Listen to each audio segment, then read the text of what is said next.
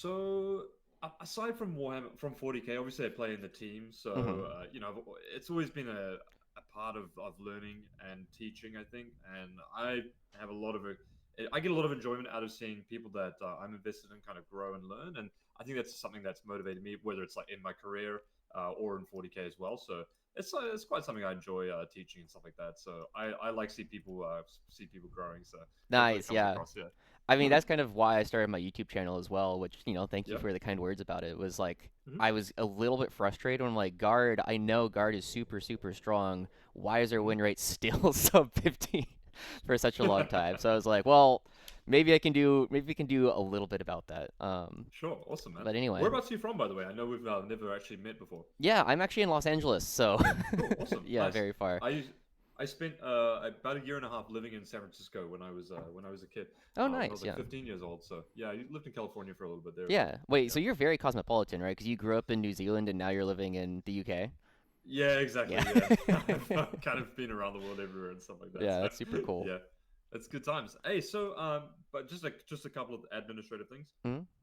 Uh, if it looks like I'm not paying attention, it's because I'm writing notes. I have a spreadsheet with all my I don't still don't know whether to call them clients or students, but with all the people and where I do coaching notes. And the idea is that I also have like some takeaways, so I provide homework after the session, and kind of those what I'm expecting to see players build on time and time again when I meet them as well. And that's kind of as you want to build on it as well. And I try and distill kind of key takeaways and kind of tangible, pragmatic things that you can work into games that are they're gonna help you with that. So that's kind of how I've been running things so far, and it's been working really well.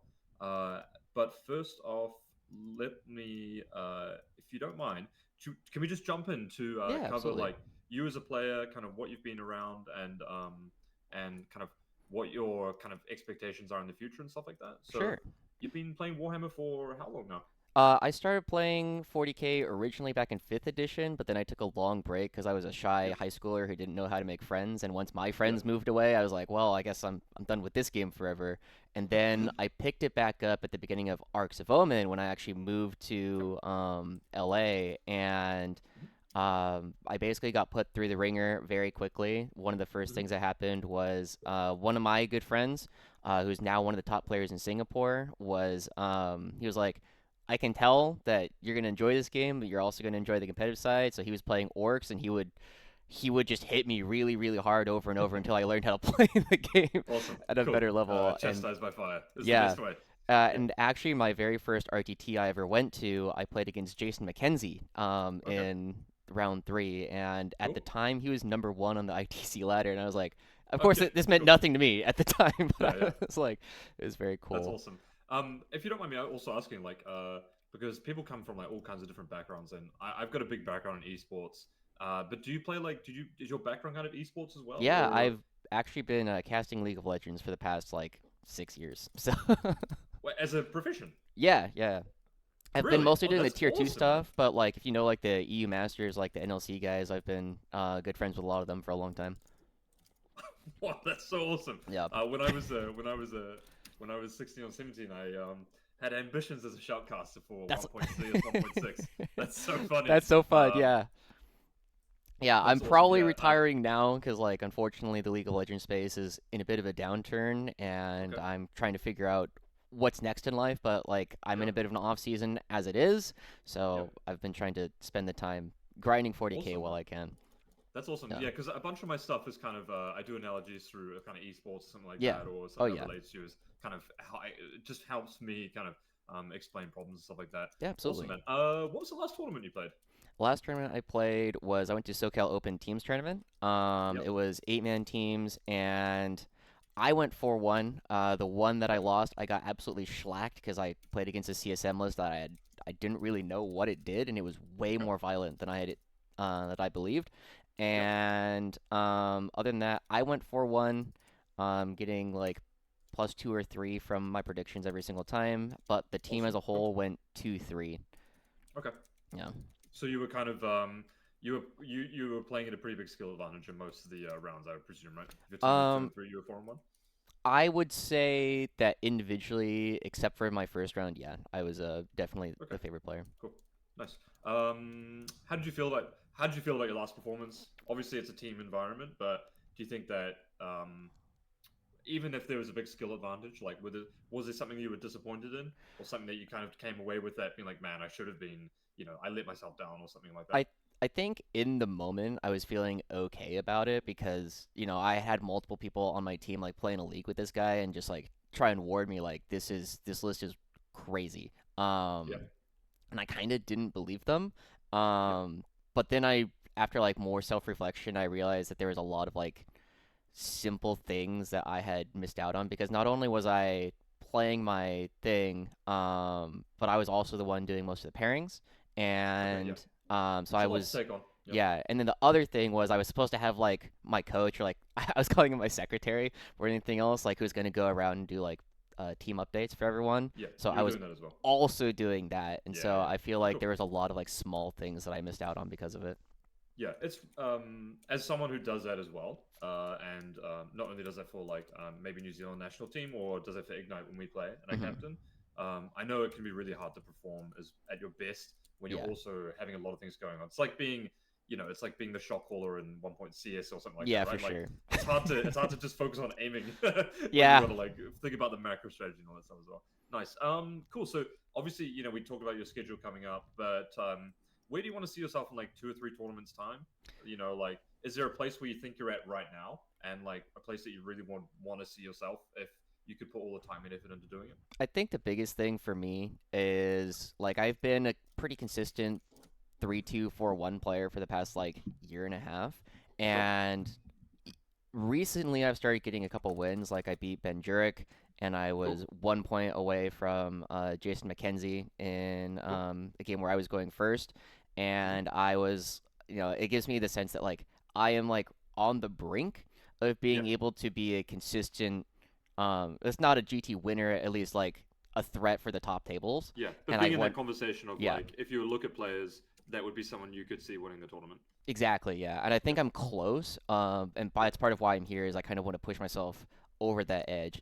The last Yep. GT I went to, I think the main reason why I did poorly was because I was having indigestion the first Yep. day, and I That doesn't think help. I think that I definitely made a lot of big mistakes because of it. Yep. But I think had I been playing at the level that I had played a couple of events previously, I think I could have won that event. I want to make sure I'm best position Yeah. for the next Perform. couple. Yeah. Exactly. Like Yeah. I'm a huge believer in like Warhammer is a game where you bring like you got to have the right tools for the job, Yeah. whether that's like a faction or if that's like having your shit organized or if it's pre-tournament prep. A lot of the tournament starts and begins. Well, a lot of the tournament begins before the tournament actually starts, so to speak, right? Yeah, for sure. And really exercising and playing the game is obviously the majority of the tournament, but there's so much you can do Yeah. before the tournament begins. Really nice. Oh, I will say Any right like now, I'm go for it. also a guard specialist. I do not have another army that I'm Okay, cool. currently playing, which So, is nice okay, because they're just good. guarders. That's all good with me. So Yeah. don't worry about Yeah. that. We're gonna be just fine. Hmm. Is there any like overarching goal you want to achieve? Like, I guess for the today's session, because you have the SoCal, do you want to just focus on singles? That would probably be the most productive use of time, I think. Yeah, I think so. I don't have another teams Cool. event, I think, until January at the Okay. earliest, so I'm Cool. not as Yeah. worried about it. Sure. Um, Partly because we'll probably have a codex by then anyway. So, Yeah. um, Hopefully, yeah. yeah. So Cool. so the things that I was kind of hoping to cover is so just like kind of my goals as a player. I set this at like, the beginning of the Yep. year. I wanted to get at least 1,000 ITC points. I've already done that. I wanted to I want to win a GT this year, and I have Yep. three coming up. Yep. And I think I can do it. So those are like One of those is a super major, right? it is, yeah. CaliCup is 100 plus players, 8 rounds. So it's that one's Okay. the Cool. harder one, but I'm mostly going to that one with a goal. I think my floor is 5-3, and then Mhm. 6-2 is I think I'm having a decent tournament, but I'm hoping I can do better than that. Yeah, So like I mean, so actually, really similar to my journey. But there'll be a couple of key differences here, I imagine. mhm, Like I know that when I first started playing, I was really driven to compete and win as well. And mhm, so what I kind of graduated through those steps. Like first GT I went to when I played real life, I won. I beat Nassim, Conrad Smith, and another top player. Like later on, I found out I was my first Yeah. GT, and then next on my goal list was like, okay, I want to win a major, right? And Hmm. like the tournaments that you win for the first time will be really special to you, and I have no doubt you'll get there. But the overarching point of this will be that once you win something, winning will become significantly easier as well. Yeah. But I will tell you that from my experience, getting the first win is usually the hardest one. Like for example, when I go to play a super major, and I literally only play tournaments that are like 200 plus players these days because well, it's a bit of a bad attitude because I should be playing the game to enjoy it more. But like for me, it's kind of like not worth it in a certain sense, right? Like Coventry last weekend was really small, so I was like, nah, I can't be bothered going to play. But for me, I'm not even thinking like, oh man, I have to win this tournament. I'm like, well, I'm probably going to win this tournament, so let's just play Warhammer. But you'll find that as you Yeah. win more and perform better, you'll become more comfortable and you'll graduate to that point as well. So what I would say is like hang in there, and getting the first dub is one of the hardest. But once you do get that, you kind of unlock the formula a little bit, and you'll find that it gets easier and easier from there. So Yeah. Makes so sense. let's put winning GT as a primary goal, Yeah. because I think that's a really good thing to have as well, right? Be like, I want to win a GT, then you can scope out your calendar. Yeah. Okay, I'm going to go to this one. I know the terrain. Okay, how can you prepare for this tournament and this meta with these maybe players attending and stuff like that? Yeah. Is a really good way to go about it. And that might sound like kind of a bit cold and calculated, but tournament prep is a huge part Oh, for sure. of Warhammer as well. Nice, bro. All right, sweet. So let's do today entirely on SoCal. Yeah. Uh, do you know the terrain format? I'm gonna assume I it's like do GW, I guess. actually. I'll go ahead and Okay, Josh. throw. Josh. Yeah. First thing. Okay, we're already behind schedule. Okay, by Uh the oh. way, I'm not sure how you like coaching. Sometimes I can be a little bit harsh, but that's Yeah. because Absolutely. I'm just trying to drill a point down. Realistically, at this point, you should already know what the terrain format is. Oh, You I should have know stuff to what show the you. mission. Don't worry. Okay, okay. Okay. I'll go Sick. ahead. I'll go ahead and throw you a link to the player pack already. Awesome. This is fantastic. And then I'm By also the going way, to try and. do you play on TTS, by the way? I do. Yeah. I also have that Okay, open cool. right now. Don't worry. Okay, cool. I'm Fantastic. prepared. You can either host or I can host, but I've got a server called Yeah. Fireside, and the password's 123 if you want to join as well. Okay. Sure. Okay. Um. Okay. Let me come join. No worries. Menu. I So think uh, I think I remember Anthony saying the SoCal Cup was one of the better tournaments of the year, actually, in terms that's of what how I've it's run. heard. I didn't go to it last year. Uh, Awesome. Who runs it? Is it if it's XPZ, I think. XPZ? Yeah. Oh Yeah. man, they've a great team actually. I lost to Chase Chapel at Yeah, the he's gonna be there. He's very good. yeah, they're very good. Lovely bunch of guys as well. Yeah. Kyle Perry is another guy that I've played a couple times Oh, against as well. nice. As long as you put him on a clock, it's like not that bad. Okay, cool. Okay, cool. Terrain. Okay, terrain Cool. is So it starts off with cool. Games Workshop 1. I can additively load if I'm able to. Yes, that's absolutely fine. Using fixed layouts, so just by the prior Nexus tournament can be. There you go. Cargo containers shall be played less than 2 inches for all purpose of moving. Okay, fantastic. Cool. Boop, boop, boop, boop, boop. You're Cool. playing There we go. This is our first WTC one. rules. Did you know that? I did, yes. Yeah. Okay, that's a bit different. You're playing WTC on GW. Yeah, Okay. I'll be honest, I don't love the WGC charge rules on Games Workshop, but Okay, it's it good is that what you it is. highlighted the most immediately impactful point there, Yeah. which was the WTC charge rules, of course. Yes, which Yeah. can change things. Although I think on GW terrain format, it's not going to be as impactful, say, as UKTC, where you have hard 90-degree ruins almost everywhere, and Yeah. it comes up every single charge base. I've generally noticed that in the events that I have played it, it's like not that important because there's usually ways to go around the wall.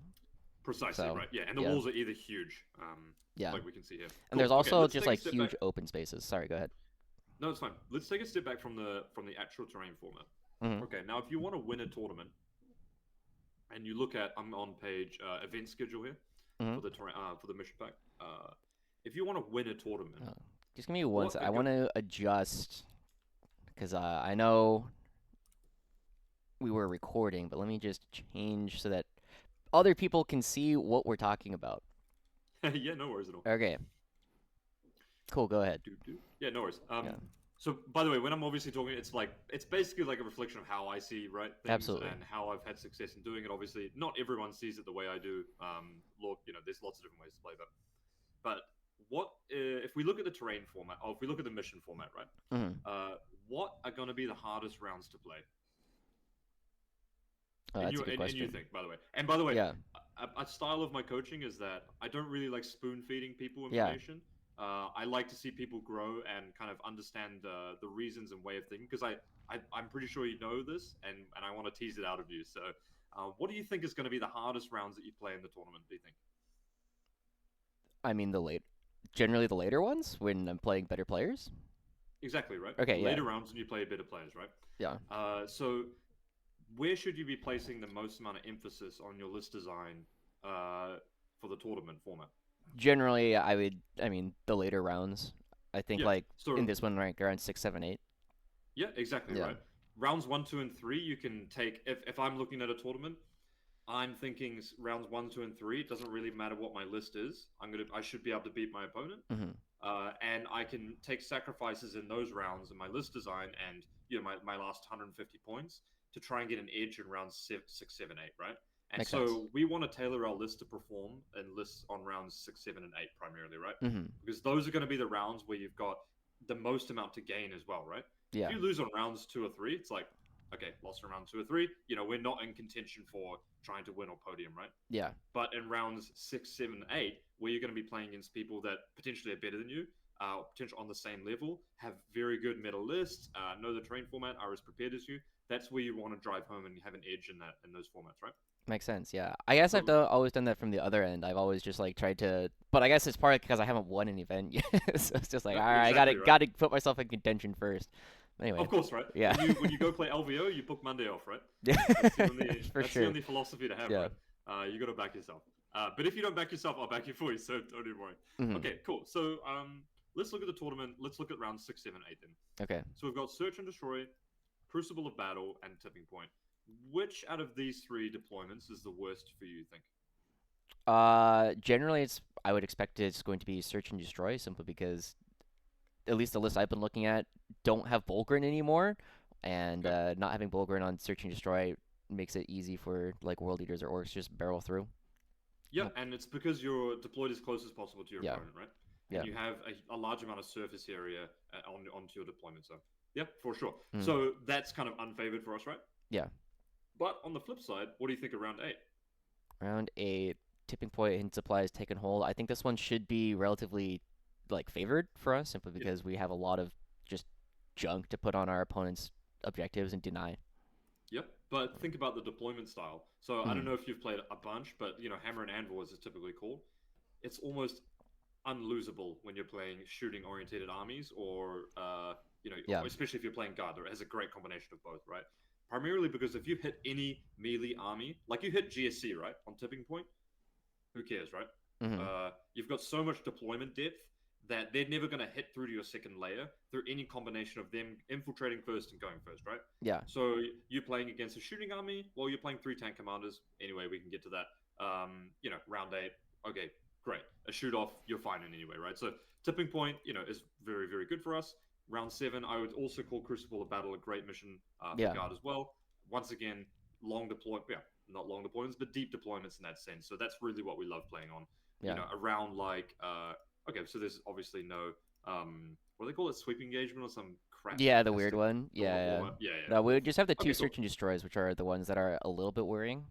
Yeah, but Yeah. to be fair, we've got it pretty good here, right? Round Yeah. six is going to be one of our squeezes probably, but realistically, round one, two, and three we're going to cruise, and then we're basically just playing corners.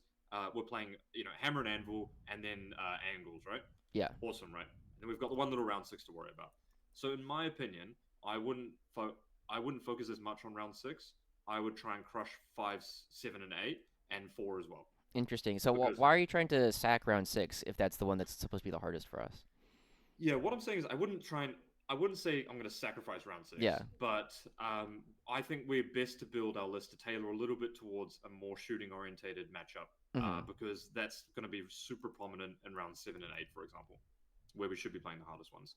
At the end of the day, when I'm talking about these things, also I'm talking about 100, 150 points difference in the list, or it might even be 70 points different in the list. For sure. That's just my brain because I optimize to Yeah. extreme levels. So, awesome, sweet, bro. Why don't we jump into the game? Let's bring up. I think tipping points kind of auto win. So why don't we bring up search and destroy, and then Sure. we can work our way backwards from there. How about? Sure. So you want to bring up round 6 then? Yeah, Or round 6. Yeah, search okay. and destroy, and doesn't really How matter do what I the other missions are. remove the terrain without restarting the Oh yeah, no server? worries. Yeah, I'll just respawn. Okay. And then maybe we could like load in your current list, and we Yeah. can talk through some of the things. Mm, close that workshop, and then I think Prime Nexus 3, which is this one. Cool. Nice, All right. cool. I sorry because I forgot to ask this. Mhm. Is there like any super poignant questions you have in terms of like priorities for me to absolutely cap off? Like, are you really unsure about overall game plan mechanics? You know, I mean, I have a like couple of like game plans that I've already worked on, but I've mostly focused on day one, like I okay, mentioned. And I'm kind of curious, like, to see what your general plans is. This yeah, is a. I'll go ahead and load in a list that I think I've already changed a little bit, but this is the most sure, recent one I put into Battlescribe. no worries. If it's going to load, there it goes. Yeah, this is something that I was messing around with on DTS. As soon as it comes in, I'm sure everybody who's watching this stream later is gonna be like, okay, there it goes. All right, I might load in several times. We'll find out. Ooh, I like this list already. Yeah. Oh, okay, there it goes. Multiple times.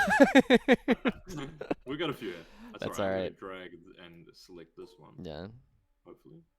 Uh-oh. It's all right. That's the It's joys of alright. playing tabletop sim across an entire ocean, you know? Did you just spam click it? Did you just like? I did. I made a mistake. Actually, I think I can just do this. Oh no. I just spawned it in again. Fuck it. Yeah, all right, cool. Let me objects. There we go.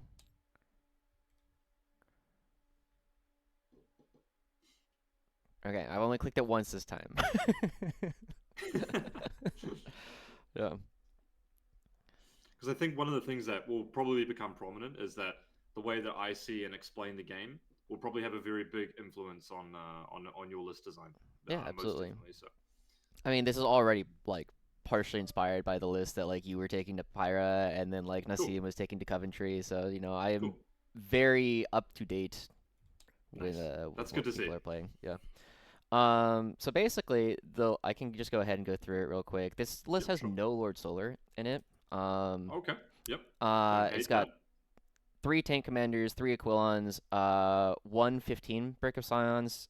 This one Nice. has 2 5-man Scions, 2 Ogren, 4 Chimeras, 2 Flamers, 2 Bolters, Ghost, a Scout Sentinel, and the one piece that I had already kind of rejected from myself was this one unit of 5 Rough Riders, which I had changed into another unit of Ogren. Sure. Yeah. Yeah. Cool. Sorry, it's still just like loading in like Oh, slightly no for me. I worries. don't know why, because I own all these models anyway. But okay, cool. Yeah. So let's work our way back from the bottom, and Sure. then that'll help validate why we want to play certain units. I think. Yeah, absolutely. Cool. So how do you see guard like? How do you see guard playing the game and winning? And if you're playing against any army, how do you see winning in a singles environment? Like, what is your? This is what these units are for, and this is the game plan that I'm trying to execute in your mind.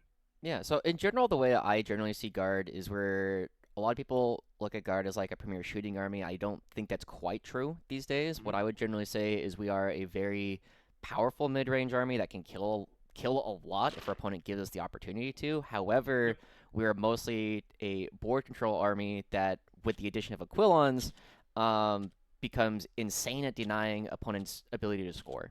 Yep. One of the things that I've been using Aquilons rather effectively for is I will throw them If it's I can deny my opponent 5 primary, I'm gonna go ahead and do that. But the other Yep. thing that I generally use my equivalents to do is I hunt all of my opponent's scoring pieces, so that Yep. instead of using say Cadians to score sabotage or whatever, now you have to do it with the Lehman Rust, and that's generally Yep. my goal is just like force them to spend all of their important pieces to do things they don't want to do with them. Sure. Yeah. Yeah.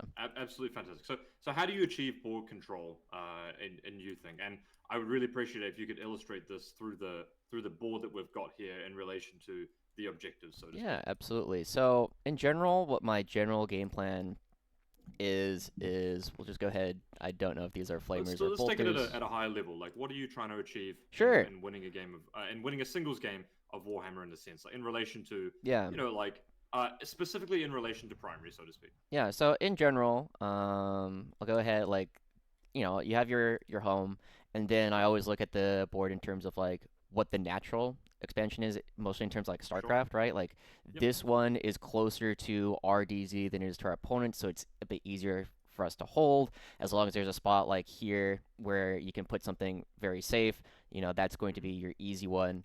The middle will depend a lot on like how open it is. Like, is it Mm-hmm. shootable? Can you stand on it while being behind a wall?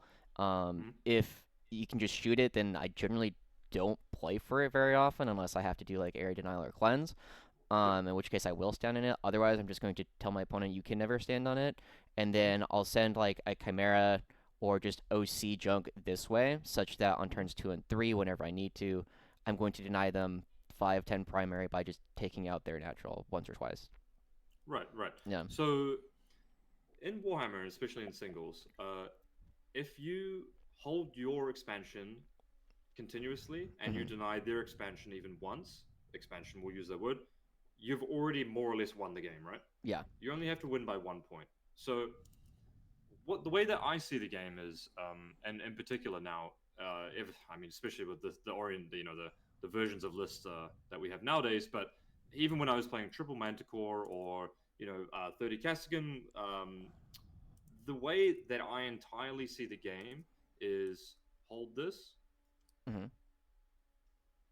and then break this. Yeah. That's all you really need to achieve throughout the game, right? You don't actually need to do anything else. It doesn't matter if you get table, doesn't matter if you table your opponent. If you hold this and break this, then there's no chance that they can win, realistically speaking, right? Yeah. Now, there is, because all you have to do is win by 1 or 2 points. Now, Guard is the best army in the game at achieving this mission right here. There is no army in the game that is better than that. There's no army in the game, full stop, that has better ability to break their opponent's side objective. There's no army in the game that is actually better.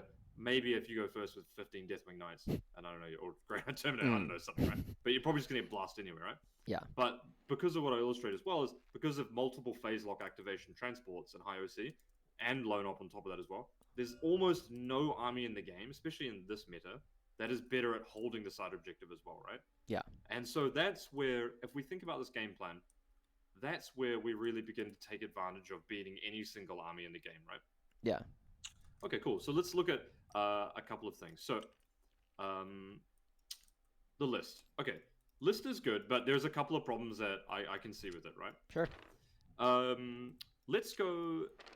Okay, two major problems. The first one is you're going to be loading stuff into your chimeras that won't make them utilize their full benefit, and therefore you're running an inefficient platform over the course of your 2,000 points that you could take, right? Okay. Second point being is that you've got a bottleneck on your rapid ingress.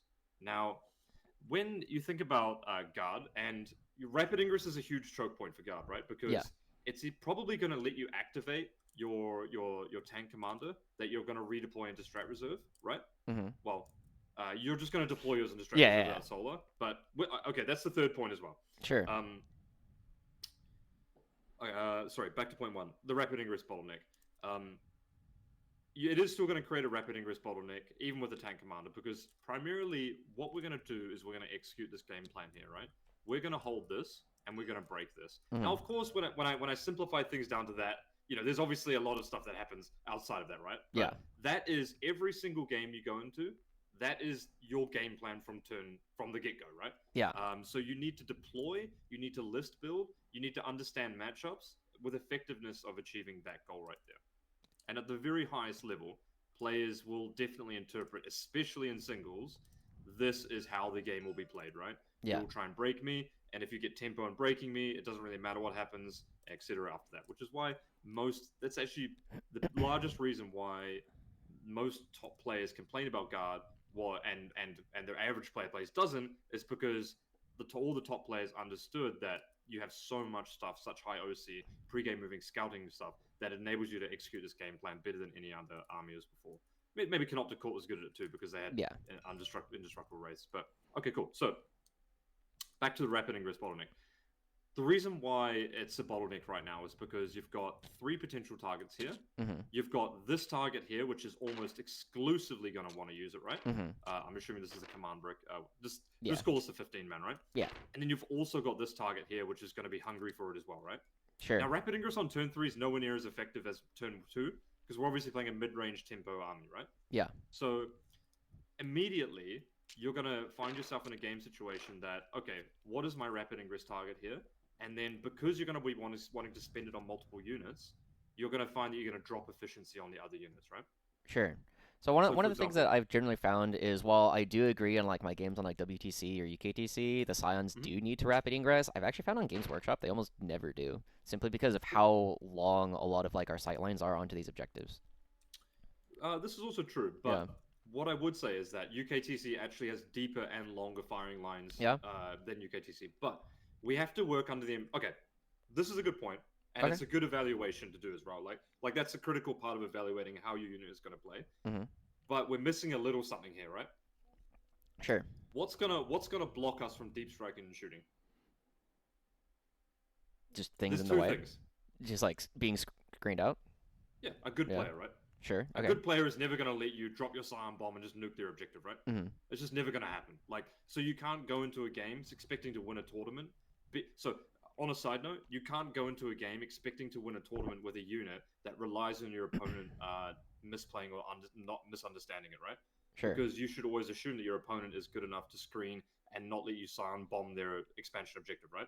Sure. Like you're just simply when you choose to play things like that, you're putting the power in your opponent's hand, right? You're saying, Yeah. okay, well, oh damn, he screened me out or something like that, right? Okay, that's a shame, right? Yeah. So against very good players, and then more importantly, against Aquilons, you're really going to struggle with this unit, right? So Yeah. imagine going to a tournament when you're like, oh yeah, I can like, Scions here, and they just string 10 Aquilons across the middle of the board, and you're like, Ah, no, I can't deep yeah, strike. Okay, that's fair. Yeah. of course, right? So, Yeah. that's obviously a big risk. So there's kind of two factors here. Mm-hmm. One is that I played the 15 bomb at LGT, and I had to rapid it every single time because opponents are good at screening, right? They will play like that, so they're not just going to let you, deep strike 9 and hit something important, right? Mm-hmm. They're going to be like, okay, play perfectly, etc. XYZ. So you have to rapid into an awkward position, then move 9, then Gaunts goes come in rapid fire +1, and then you're shooting like that, right? Mm-hmm.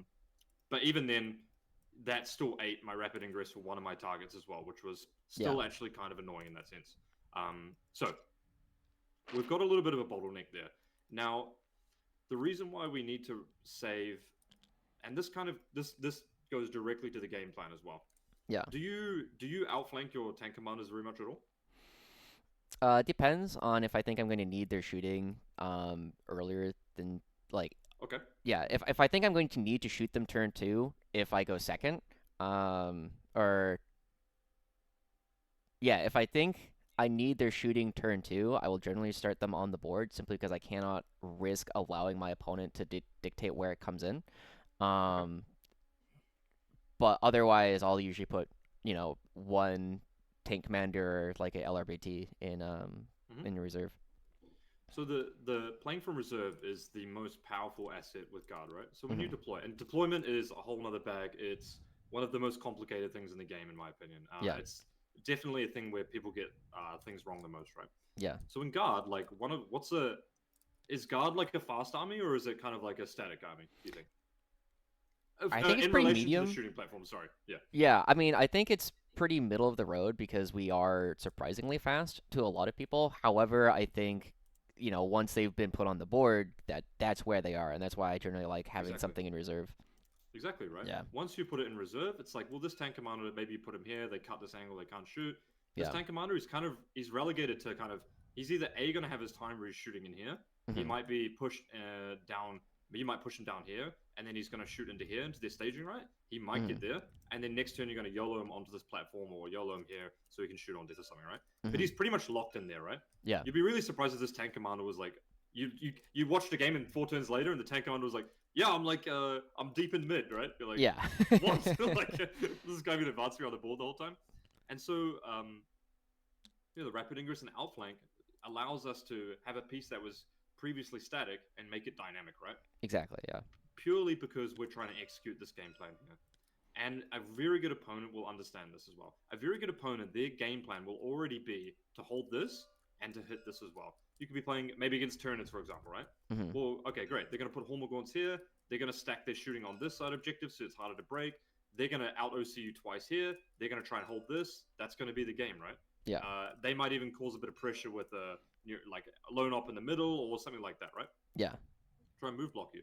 So we don't actually know how our opponent's going to play before the game, but if we've got something in outflank, it gives us options to execute our game plan, right? Yeah. Your opponent might go, actually, you know what? I'm going to deploy a T-Fix both here and here and go straight for your Expo, right? True. They Yeah. might be right, because their whole game plan might be to flip it into Dawn of War, actually, right? Yeah. And they might have played games where that went really well for them. They might be super aggressive. You might go first or second. You don't know, right? Yeah. Obviously, a guard is extremely good if you go first because you get the entire board. But at the same time, they might make a little mistake, right? And they might not put as much pressure on here as you need, Yeah. as they think they need, right? So then when we have rapid ingress play, we've got a tank commander suddenly that can shoot entirely onto their objective. That helps us execute our game plan, attack this, and hold this, right? Yeah. So it gives us the flexibility there, right? Because you're going to be putting just as much as you can to hold yours, just as much as we can to bleed onto theirs to out OC them, right? Yeah. And so that's the crucial threat right there. So this is why, and the Aquilons are obviously really good in the sense that, they're kind of busted in the sense that they fixed so many of these holes, right? Hmm. You could rapid ingress in the middle, you could rapid ingress on here, but you're never going to be at SoCal able to rapid ingress your Aquilons onto a point and take it off your opponent, right? On the games that matter, right? Yeah, for sure. That wouldn't just never happen, right? No one's gonna no good player will let you do that, right? Yeah. Maybe on release weekend they might, but assume it's not gonna happen, right? Yeah. So the role kind of changes for them, right? The role's primarily changing into a huge tempo piece, for example. Yeah. So when I look at a list like this, I'm not a huge fan of the Scions. Okay. I do love the 1x5s. I think they're really point efficient. Hmm. I'm not a fan of this 4th Chimera, but Okay. I do love 3. And we'll get to the next point right now. Okay. So much to cover here through my eyes. No worries. No Leontis. I don't hate this, Yeah. but I still think it's the wrong call in my books. Okay. Primarily because of the game plan we're trying to execute, right? Yeah. Guard is an army that... Okay, let me rephrase this. Playing Warhammer is always easier if you're not the team that has to be the beatdown, right? Let's say you're playing a League of Legends match, right? And you're playing against an opposition that has a huge scaling late game team, right? Yeah. So if you're the opponent and you might have the early tempo mid game team, right, or something like that. Well, then you need to execute your timing, right?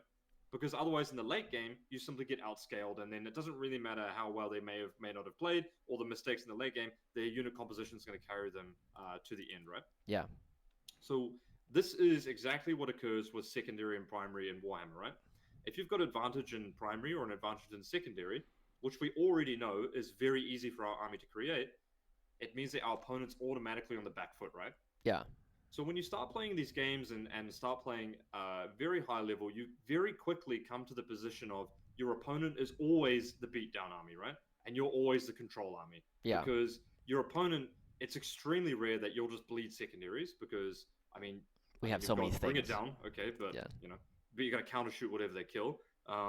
You've got such dynamic pressure for scoring against their primary. You've got a lot of assets so you can score secondaries very reliably, and you've got a lot of cheap units that you can bleed to score secondaries, right? So your opponent, after turn 1 or 2, already knows that they're on the back foot. They need to make something happen, right? So they're going to be the aggressor in 90%, 99% of the games, right? Mm-hmm. Even against Tau, right? Like Tau, you're going to out OC them. They're playing Kaoyun or something like that, right? Yeah. We're going to out OC them very, very easily on turn 1 and 2. And immediately they're going to be playing catch up at a huge pace. Turn 3, they're going to be needing to table you as fast as possible, right? Yeah. Cool. So how does that affect our game plan? Radio. I was with the Chimeras, right? Cool. Yeah. Chimeras at the moment, I think, are completely busted. I think that they are one of the best units in the game, and that's primarily because Warhammer at the moment has really changed style over the past over the course of the year, right? Mm-hmm. Throughout the course of the year, Warhammer has consistently had its lethality drop, right? Yeah. So it's kind of changed from a game that was like, Wraith Knights and whatever, from like Canoptic Court and stuff like that, armies that would legitimately table you, and every single army has just had points increases on everything. So what we've actually turned into the game now is actually a very midfield skirmishing game, in my opinion, right? Used to be that, you'd sit back, Shooting Castle would destroy everything on this flank, Shooting Castle would then move to the middle of the board, shoot everything on that flank, control your flank and stuff like that. But nowadays it's actually like, there's so much skirmishing in the midfield that actually, if you have an army that only has, say, 4 bricks in it, right? And you don't have enough trading pieces to skirmish in the midfield, you have to expend your massive bricks and trade down effectively, right? Yeah. It's like, this is actually where Blood Angels runs into a huge amount of problems, right? They've got like 4 big bricks, right? But do they have... Tell me one thing in Blood Angels that's good against the Chimera and Tin Catachan. It's only those bricks. Yeah. Literally nothing else in the army, right? Okay, great. Yeah. You got 5 JPIs. I don't give a fuck, mate. Jump onto my objective. I've got Gaunt's Ghost and the Chimera on objective. You're trading down 100%. You don't even kill the Chimera. Okay, now my Catachan get out. We just flame you. I just stay in combat. I don't care. Whatever, right? Mm-hmm. Now you put in a big brick. Well, I've already blocked it and done something else. You're still not breaking my objective because I set up a heroic. And then I've got my tank commander to shoot you all the way back. Or your big brick has to stay on your own objective to even have a chance of holding it. Then I can rapid ingress my tank commander, outside your challenge range, move, shoot, plus OC package on, right? Yeah. Real quick, I think we might have gotten lost a little bit. How does this relate to not having Lord Solar? Yes. Yeah. I'm getting, Okay. Yeah. Sorry, I jumped ahead. Yeah. Okay. So, what does Lord Solar give you that helps you play the secondary game package? CP, so that you don't care that you need to discard secondaries. Precisely, right? Yeah. So if you're aggressively redrawing all the time, then Lord Solar gives you that ability to put pressure on your opponent, right? He's a pressure piece in some ways. He makes your opponent go, man, this guy's already up. And in singles, you have to win by 1 point. If you're ripping 6 or 5 secondaries a turn, then your opponent's already on the back foot and thinking, okay, I need to make more aggressive plays with higher variance to try and even be in the game, right? Yeah. So he creates a huge amount of pressure that way. So real quick, on that note, one of the things that actually had encouraged me to drop Lord Solar is that I have 2 games of Adapt or Die. What is that? That's the one where you get 2 free redraws per game. Oh, it's like Brainstorm, is it? I don't know what that means, but Brainstorm is a magic card where you draw 3. Oh, gotcha. Yeah. Adapt or Die. Okay, Adapt or Die is round 1. We don't consider and 4, round 1, yeah. of course. And what is it else on top of that? It's round 4 is the other one. Okay, it's a good thing to think about, but at the same time, it's still not going to be worth making a huge groundbreaking decision like that in your list, because Lord Solar becomes very useful for his other ability, as we're going to find out in a minute here as well. Okay, what's really popular in the meta right now, and you will probably play against in the tournament, GSC, right? GSC is one of the few lose conditions for guard right now. If you infiltrate first, go first, and then get stuck in, and then die on your turn 2, you're respawning on 3+. You've created pressure in the middle of the board, and then your opponent is in big trouble because they're locked in their deployment zone. Yeah. One of the best things to do is, of course, use your ghost to block where they can infiltrate, and then redeploy them with Lord Solar, right? Sure. So that helps you eliminate one of your lose conditions, right? There's only a very few amount of lose conditions, but you've already got a 50% chance of eliminating a big lose condition for your army, right?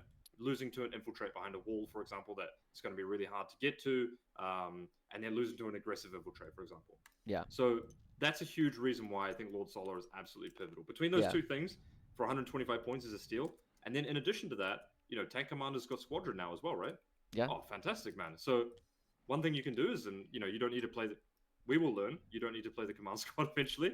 I've already, don't worry, I've already dropped that, especially for Games Okay, Workshop 1 and Games Workshop 3, because both of these have in-ground pockets, right? You just park Lord Solar there and Yeah, you're you just chilling. put him here. Yeah. At the end of the day, if they're shooting Lord Solar with a 4-up invuln, 8 wounds, I mean, they're not dealing with all your board pressure, so they're Yeah. losing the game anyway, right? Like, Yeah, okay, yeah, that does that's it. what I found. Yeah. Okay, so that's how Lord Solar helps us execute our game plan because he is going to put our opponents on the back foot through CP redrawing. He's going to give us a redeploy, which is quite important, especially when you've got big assets, Yeah. especially when you can redeploy back into strat reserve with the tank commander. And then he's got the redeploy infiltrate. Not only that, but he's just 125 points for a 4-up invuln monster that's going to go, 15 inches on turn 2 or turn 3 into the middle of the board and get stuck in, right? Like, that's absolutely fine. And he enables our orders onto our chimeras, which is a big point. Cool. All right, back to the core part of the game. Yeah. Chimeras. This is in most of my discussions with people that, a couple of players in particular, this would be one of my units to increase in points and what I would recommend because it's so repressively good in skirmishing, but it requires this package right here. This package right here has one of the best gameplay packages in the game right now, right? Yeah. Remember when Votann was like out and it was like scout pre-moving everywhere and your whole army pre-game move? People were like, man, that's really strong. Yeah, it is pretty strong, and that's because it allows you to take advantage of going first or second and basically lock people out of the game before the game really begins, right? Yeah. So your typical gameplay pattern is, of course, like you're gonna move you're gonna deploy your chimera here. It's gonna pre-game to here where they can't shoot it down this angle, right? Yep. Absolutely fine. Catachan's gonna get out. 9 is literally on the point. Okay, like. Yep. Is your opponent holding 20 OC? Probably not. You deployed your Ogrins here in the ruin to begin with. They can't shoot this. Yep. Your tank commander is within 12 of your Chimera right here. So your turn one gameplay pattern can be jump out 9, shoot grenade, flame, charge, Ogrin get in. Chimera's ordered for either +3 to move, +1 to shoot. Then you've got 12 firing deck 6 shots. And then you can still disembark on this side of the room with Ogrin as well. If you get destroyed, then you have, your Solar might not be right here, but then you've got a move 6 rapid fire 18 shot right there, right? Yeah. There is no army in the game outside of maybe GSC because they have respawn mechanic that can trade effectively against that whatsoever. This is a 185 point package that hits like a 300 point brick. And when you have the combination of smoking your Chimera as well, -1 damage or something like that to make it just even more obnoxious, it is the best midfield skirmishing unit in the game. Yeah. So that's why but it kind of depends on the Ogrin package as well, and it certainly depends on the 6-inch pregame package, right? Yeah. The Chimera without the 6-inch pregame package is not really the same beast, right? Yeah. So that's why I love for singles right now. I love 3 Chimeras. I love 3 Ogrin. I love 3 tank commanders, and 30 Aquilans is obviously back. So I can actually see 20 Aquilans personally, but sure. So in general, when I look at this game plan, right, like I can see it being very natural to do it twice, right? Like you have 2 of that package, one of them going like this direction, right, and then you have one over here if we really need it to clear things out. What are you generally doing with the third package? The third package, yeah. Yeah. Third package is kind of like, depending on the army that you're playing against, the third package is kind of a melee unit, right? Like the Hellhound is kind of a melee unit, isn't it? It's not really like a ranged unit, right? Yeah. Especially if you're playing with flames, but I know people play with multi-melters as well. It's like a 2-up save Terminator thing that has OC3, which is very good, but it has a 1 CP strat to deal 3 mortals when it charges as well, right? Yeah. Like, it's a bit of a get the game started piece, right? Yeah. These pieces here you want to hold with, but sometimes with guard what can be really tricky, and this is what can be really, really good when you're playing in shooting armies in particular. But these packages really allow you to create tension in the board, right? And what do I mean by that? Like, you can create tension in the board by putting your Scout Sentinel on the middle objective, right? Yeah. Well, if your opponent if your opponent's army is a combination of expensive bricks and shit that doesn't kill a Scout Sentinel in one go, then they're in a really tough position, right? Yeah. They commit 2 units. Okay, well, everything you put there is dying for free, right? So, yeah, exactly. Okay, let me know what you're going to do, mate. So it can be a piece that can create tension. It can be a piece that you're going to play as a move that's going to be moving 13, for example. With the Ogren, it's got so much flexible profiles that for its points cost, it's really good. I mean, you could even put one of these in outflank, right? Yeah. Put one of these in outflank, comes in, disembark onto the objective. It's really, really good. Super flexible. I really like. I mean, you could even bring it in from rapid ingress, move it, disembark, have Ogrins ready, waiting to jump in, then firing deck outside of that, right? Yeah. I mean, it's pretty hard to go wrong with the guy. Like Fair, fair, he's kind of fair. like the MVP.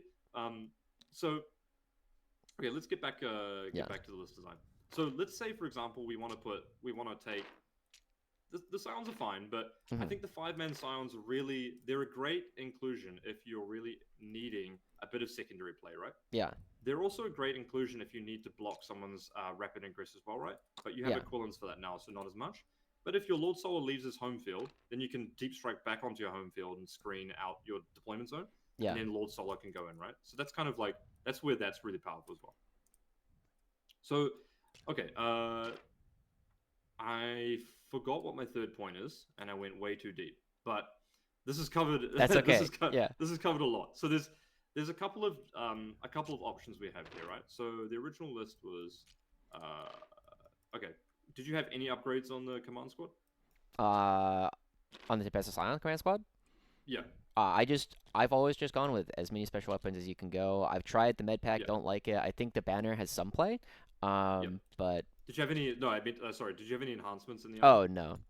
Okay, cool, sweet, Yeah. I good. generally find that, I mean, if you're bringing a 15-man Silent Break, anything that's not dying to it is not dying with the second order. So, Right, yeah. exactly. Yeah. Cool, great. So let's take a think about some things, for example. Hmm. So what are the conditions which we're kind of scared about losing to, right? I think GSC is up there. Sisters, you'll find is a very easy matchup once you understand how it plays. Hmm. And Yeah, I've had then no problems with maybe Sisters because we just outtrade them. yeah, and you Yeah. just drop 30 equivalents on them in turn 2, and you tempo them out because they Yeah. can't kill 30 dudes anyway once their army's dead. Well, Yeah. once Chaff is dead. Aside from that, we want to think about the mirror matchup, right? So if we're Yeah. going to play a tournament, we're going to do well in the tournament. Our biggest hitters are probably GSC and the mirror matchup, realistically, right? Yeah. All the other armies we have a reasonable edge against, right? So we want to think about things that can make us do well in the mirror, right? Yeah. And GSC. Okay. Well, That's actually let why me the ask you. Cadians are here. Sorry. That's actually why the Cadians are in this list. Sure. Yeah. Let me ask you something. Yeah. Out of all the units in your army, what do you think is what do you think are the best units in those matchups? So I have no experience in the GSC matchup. I haven't. There just aren't GSC Sure. players in my meta. Sure. But in the guard mirror, one of the biggest things that I've always found that has been super helpful has just been Luminar's battle tanks, just because you just flood them with lethal hits and you can trade up into them, Okay. and then the tank commander as well, because even if they do kill it, then you just trade a Luminar's back. Sure. Yeah. Yeah. Lemur Spell Tank obviously is good. The Yeah. tank commander is probably the premium there, right? Yeah, sure. You've got a 2+ shoot on death that trades twice. Yeah. I mean, it's pretty hard to get much better than that in a giant shooting matchup where you all have 24-inch range Yeah. and stuff like that. So we probably want to play three TCs like we're already playing, right? Yeah. Now, in an army where we're going to be focusing on out OCing our opponents and out skirmishing them and tagging them, the Chimera package is obviously going to be very strong there as well, right? Yeah. The odds that a TC kills a Chimera that's smoked in one go, not the highest, right? They're probably going to have to commit more into that than they would like to. Then you have 10 dudes that jump out. It's also a house that's going to keep you safe from Aquilon pulling all your shit apart as well, right? Yeah. So if you can house and play the skirmishing role with your Chimeras and the Catachan Jungle Fighters as long as possible, that's going to be really good, right? Yeah. We kind of know that the 15-man Scion Brick's not going to be fantastic, especially in the mirror, right? Yeah. Because it's going to have a super hard time connecting. If it does connect, it's probably going to connect into like a tank commander or something, right? Yeah. And That's why you normally split it in the mirror, because they Oh, both sure. kill Yeah, like 10 yeah. Catachan or whatever. Yeah. Yeah. You're kind of just accepting that it's just not that great at that point. Yeah. Yeah. But stuff like Ogrins, they have grenade keyword, Catachans, is going to be the absolute premium. Gaunt's Ghosts are also really good as well, mainly because we know as fellow guard players that guard has a set threat range, and a lone op that's going to create secondary pressure is going to be really big in that game, right? Yeah. So how do we we've got this like combination of units here. Is there any like weapon optimizations that you think would be pivotal or be great for the mirror matchup, for example? It's 2 units I'm thinking of here, but I mean, just bringing as many meltas as you can. Like tank Sure, commanders, I generally prefer to skew meltas for the mirror, and then sure. like hellhounds and the same thing. Yep, Um, I can't think of what other one you'd be thinking about. yep. You could split your aquilons with one melter, for example. Just gives you a little Sure. cheeky Yeah. melter shot. You can try get in there. I actually really like that. Two plasma, one melter, Hmm. because sometimes you're going to play some matchups where your aquilons are just going to be spraying some shots at some chaff, and then you can line the one guy up to get a 4-up melter shot on one vehicle, right? Sure. Okay. Yeah. You shooting a Venom or something. I mean, you're obviously winning that matchup anyway, Yeah. but you're shooting a Chimera or a Rhino, right? You'd Yeah. rather have in that place a melter. And the times where you nearly kill 5 Marines, so we drop your plasma there as well, right? Yeah. Really good. The shock troops are good, but at the same time, it's going to be very we sticking our home field is not going to be a reason for success, is it? If we're playing the guard mirror, because it's obviously going to be vulnerable to getting re-aquiloned back, right? Sure. So I mean, Chimera is Generally, obviously good there as generally well. I have put a. What I found is you sticky it, and then you can use the Cadians to screen out a big area, and then you just put a Flamer Chimera just on the button so that they can't get Yep, on there, and so you will always have yep, time to kill them. That's generally been my strat. for sure. Yeah. Do you think 10 Aquilons kills Leontis in one go? Only if they grenade. Okay. Yeah. Do you think they kill Leontis in one go if they grenade? uh, Unit Crunch just told me yes. Really? Yeah. 3, 5, and then depends if the plasma hits. Probably doesn't kill them Exactly. if they if you CP reroll, probably doesn't kill them, right? Fair. Sure. Because all the small weapons are wounding on 5s, you get a 3 up against that. Yeah. It's like super, super risky. Leontis can, I would say, me personally, Should be getting a 4-up against it, no? Because Leontis has a 3-up base. yeah, but you're going to be on the, sorry, I'm looking at this board right here. Oh, This okay. board right here, On you're your gonna home be, objective. Gotcha. Okay. yeah, you're going to be Yeah. on the terrain on your home objective. Okay. That one. Mhm. So in that case, like that's a good asset. And then you're potentially going to be playing against other guard players that are 130 points down on the mid board because they're still playing, a 10-man unit plus the command squad, right? So Sure. Yeah. you've got Chimera plus 10 dudes in a game where the entire game is prefaced upon tagging your opponent Mhm. and then holding and attacking their primary, right? Gotcha. So Yeah. that's a huge amount of fat that you're not playing with, right? Yeah. If you play your army as lean as possible, particularly in the mirror matchup, then you're going to be like quite far ahead in that sense, right? Yeah. Cool. Okay. I'm just realizing I have a call after this, but we have a couple minutes left. Yeah. So Absolutely. I've got some homework as well. Let's contact over email, Sure. and I want you to think about the 3 points in list design that we talked about today. So I have a spreadsheet that I'll email to the questions as well. The rapid ingress. Mhm. How do we create like a no bottleneck rapid ingress? The turn 1 play. So for every single unit in our army, it has to have a time and a place. So what is your turn 1 play when you're playing 3 chimeras? What is your turn 2 play if you're playing? What is your turn 1 play if you want to play 2 chimeras, right? Yeah. And where are your assets deployed no matter what list you end up coming up with, right? Yeah. There has to be a logical reasoning for having every single asset in our list, for example, right? And Yeah. there's even one for the Rough Riders, but we haven't got time for it. Yeah. I mean, I can send you the document that I was working on with like game plan Sure. stuff. Yeah. Okay, cool. Let's Mhm. do that. I'm gonna find And it real quick. are you playing a game in the practice before the tournament? I have a RTT on Sunday, which I can both use. It is before list lock, I believe. Okay. So 100%. That's obviously a fantastic opportunity. yeah. But what I want to focus on is for the feedback and homework I give. There's going to be another thing that we haven't talked about that I'm going to include. Sure. But I really want you to completely see the game plan through the lens of this game plan here, Yeah. and almost only skirmishing in the midfield, right? Yeah. I feel like that's how I already play. I mean, this is good. Yeah. This is how you already play. It's Yeah. good, but your list design should Yeah. be completely influenced to a T for executing that game plan as well, right? Yeah. Sound all right? Yeah. Makes sense. Cool. Cool, man. So I sent you a link to the doc where I've like gone over like some general deployment plans already. Sure, yep. It is focused on day one, which Yep. I'll start with the back end. Yep. But yeah, makes sense. I have a couple different lists as well that we didn't get to Sure, today yep. that I can send you as well over the email. Yep, that's absolutely Cool. fine. Yeah, sorry, a ton to. I'm trying to like upload a bunch of information at once, which might Absolutely. have been a little bit slightly too ambitious. But it would be really cool to see the last 151.70 points outside of this core shell and the flex pick and Yeah. like the reasoning for that. and specifically like on the board and like matchup orientated as well. Yeah. That's where you So really got like a lot to play with. I just want to double check because there's the 4 tank commanders that we currently have Oh yeah, no, on no, the fuck board. that. I just copied that. Okay, Yeah. cool, cool, cool. The core shell is something like this, right? Yeah. Let me get rid of this. This is not core shell. This is not core shell. And Leontis as well, right? So Yeah. the rest around that, we've got a little bit of flex. So like this needs to be, I'm planning to either do A secondary or block a rapid ingress, Yeah. etc., with it. Do you think Ghost is not part of the core shell? Oh no, this is core package too. So, Okay, cool, cool, cool. Yeah, 100% core package. Yeah. Cool. I have to run, but yeah, no worries. It's been an absolute pleasure meeting you. And yeah. I'm sorry I have to leave. No worries. It's my first time doing them back to back. No worries. I know you got a lot going on, so thank you so much for meeting with me, man. That's absolutely great, man. Like I said with all my clients, if for the first time we meet, you don't really feel like we're vibing or you're not getting the value out of it, it's completely free of charge. You don't have to call or do anything like that. But if you do feel, then we can talk about like what you want to do for the month and where you want to work on and stuff like that. Yeah, absolutely. I'll go ahead and send you an email. Could you send me an email as well with the homework stuff you said you wanted me to work on? Yes, So I have it in a written? spreadsheet. Perfect. I keep track of my students. Awesome. All right. Awesome, bro. Thank you so much, David. Have a great night, man. All right, you too. See ya. Peace out. Bye.